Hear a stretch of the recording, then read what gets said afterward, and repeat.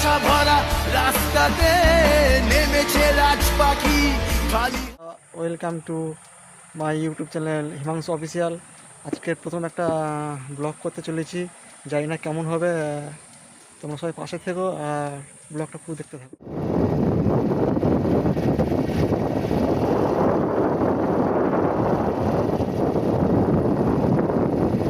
আমরা আমাদের গন্তব্যস্থলের জায়গায় চলে এসেছি। দেখো এদিকে নদী আছে, ঠিক আছে। তো আমরা এখন এই দিকটায় যাবো, তো তোমরা দেখতে থাকো।